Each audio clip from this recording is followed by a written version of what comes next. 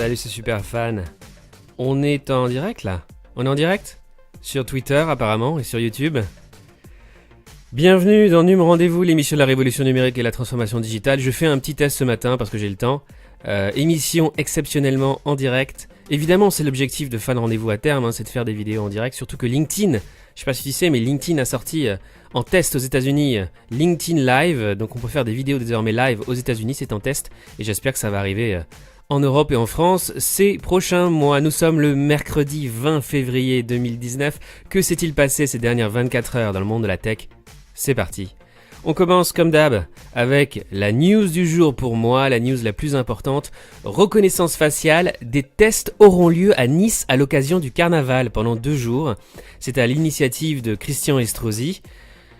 Par contre, la CNIL n'était pas du tout contente. La CNIL grince des dents et elle est très réservée sur l'usage de la reconnaissance faciale à Nice. Alors c'est un test qui va durer uniquement pendant la durée du festival, les 19 et 20 février. Et en fait, ils ont demandé à des volontaires de soumettre leurs photos pour pouvoir les identifier grâce aux caméras de surveillance. Donc il y a plus d'1 millier de personnes qui ont accepté de donner leurs photos, d'être volontaires pour ce test. Et à terme, évidemment, l'objectif de Christian Estrosi, ce serait de pouvoir identifier les fichiers S dans la ville de Nice. On part aux États-Unis, comme d'habitude.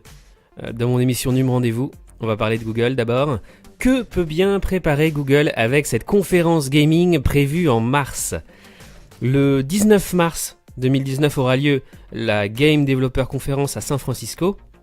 Et apparemment Google a une grosse annonce à faire. Donc selon les rumeurs, ça pourrait être enfin l'annonce de leur Project Stream, le fameux Google Project Stream, qui avait été testé en partenariat avec Ubisoft déjà il y a quelques mois. Je crois que l'opération avait duré jusqu'à fin janvier, avec la possibilité de jouer à partir de ton navigateur à Assassin's Creed Odyssey. C'est en fait, le Project Stream, c'est le Netflix du jeu vidéo. On sait qu'il y a plusieurs entreprises qui travaillent dessus, on ne sait pas qui va le sortir en premier, est-ce que c'est Apple ou Amazon ou Google? En tout cas, ce serait une offre par abonnement et tu pourrais jouer depuis ton navigateur à tous les jeux vidéo que tu veux, en tout cas les jeux vidéo inclus sur cette plateforme. À suivre. Le nouvel outil d'évaluation du marketing digital de Google.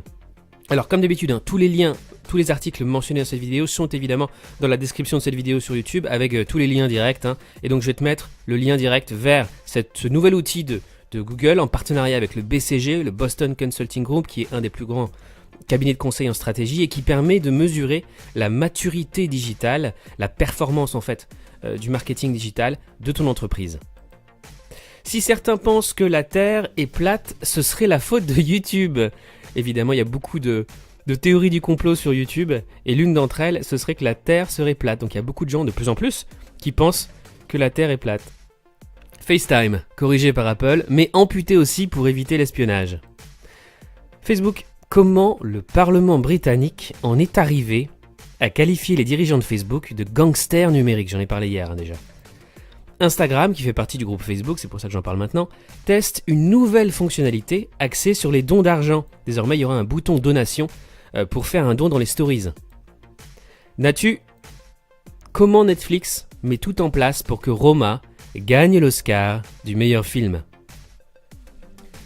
J'en ai déjà parlé dans cette émission, donc si tu suis Num Rendez-vous, tu es déjà au courant. Netflix veut se détacher de son image d'entreprise de la tech. Netflix a quitté le lobbying des entreprises de la tech à côté de Google, Facebook, Apple, etc. Et Netflix a rejoint le lobbying, l'association de lobbying des studios hollywoodiens de cinéma, puisque Netflix se voit plus comme un studio de production, cinéma et séries, plutôt qu'une entreprise de la tech. Et donc c'est extrêmement important pour Netflix d'avoir des prix au Festival de Cannes et les Oscars par exemple. Tesla Model 3, mauvaise surprise pour les clients américains puisque le modèle de base à $35 000 seulement, promis depuis près de 3 ans, a disparu du catalogue américain du constructeur. Numérama a testé la Tesla Model 3 et apparemment c'est de la bombe, c'est vraiment la voiture ultime. Autre news tech du jour, les ventes de téléphones basiques mais intelligents sont en train d'exploser. Donc ils ont la forme des vieux téléphones avec des claviers et non des écrans tactiles. Et les ventes explosent, notamment dans les pays émergents, en voie de développement. Les maillots de la NBA vous permettront bientôt de changer d'équipe. Bon, ce seront des objets connectés, et avec ton téléphone, tu pourras changer la couleur de ton maillot ou le nom du joueur que tu supportes. C'est pas encore pour tout de suite, c'est actuellement en test. On part en Chine, comme d'habitude dans mes vidéos. La drôle d'application de propagande politique d'Alibaba. En Chine, j'en ai déjà parlé hier, c'était une des news les plus importantes d'hier.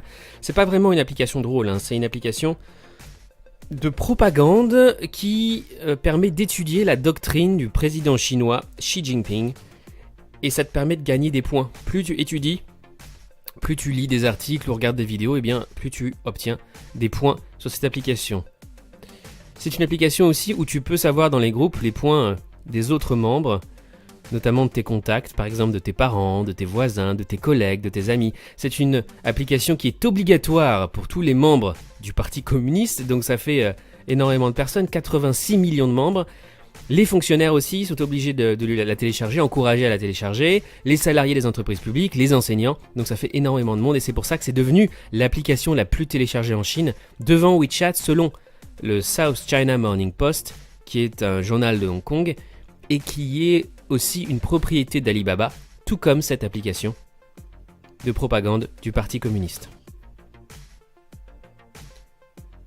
J'ai eu l'occasion de vivre en Chine, d'étudier en Chine, de travailler en Chine. J'ai beaucoup hésité à faire ma vie là-bas, et à cause d'initiatives comme ça, finalement j'ai décidé de partir, car ça ne correspondait pas à mes valeurs.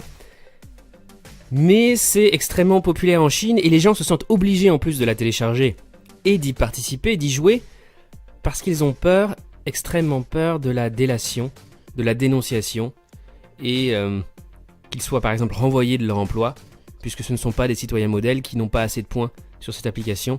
Et ça fonctionne beaucoup comme ça en Chine. Les gens ont très très peur de se faire dénoncer. Espionnage de la Chine. Pour les renseignements britanniques, Huawei n'est pas un risque critique. Huawei, le CEO chinois, estime que le monde ne pourra pas se passer de son entreprise.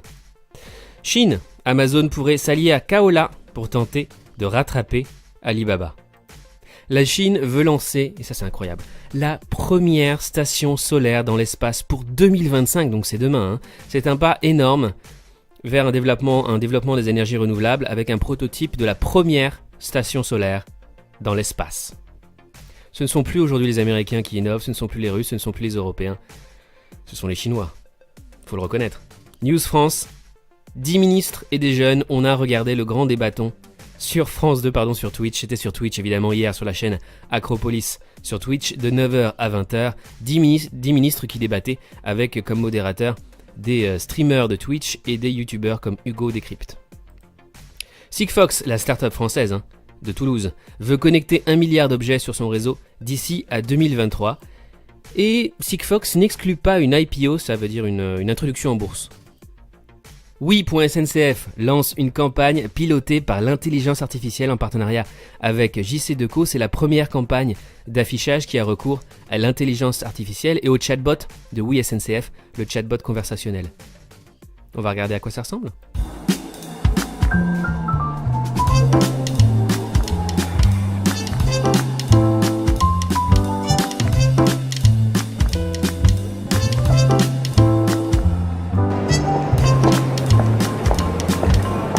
Marseille. Depuis Paris le 1er juin. Sérieux? Ok, je vais aller dans l'espace.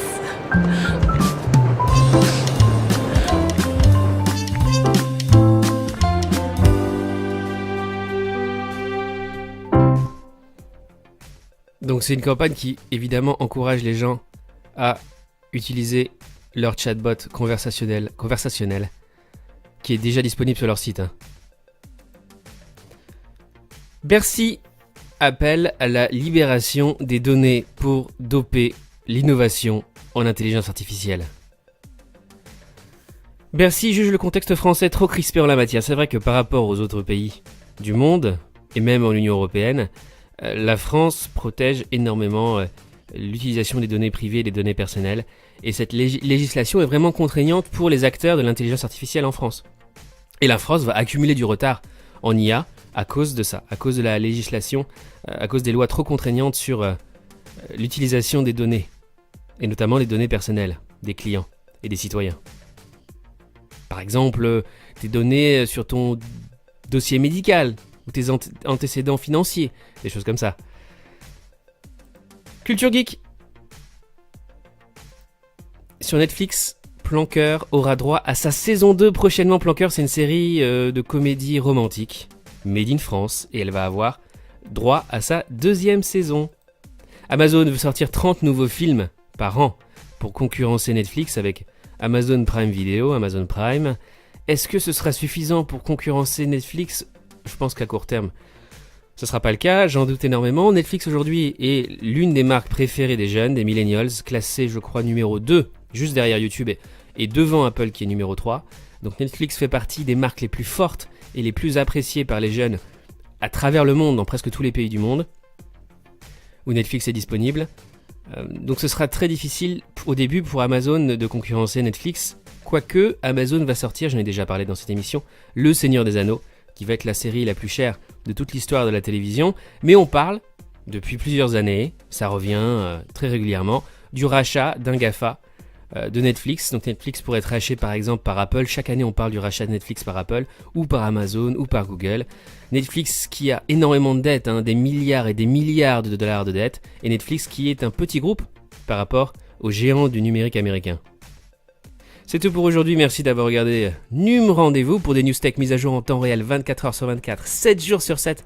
J'ai 3 comptes Twitter pour ça, tu le sais maintenant, NumRDV, mon compte en français, TechRDV, mon compte en anglais, et mon compte pour se former ou s'auto-former au marketing digital, Marketing RDV. À bientôt pour un nouveau NUM Rendez-vous, je dirais même à demain pour un nouveau NUM Rendez-vous, et d'ici là, passe une excellente journée. Salut, ciao.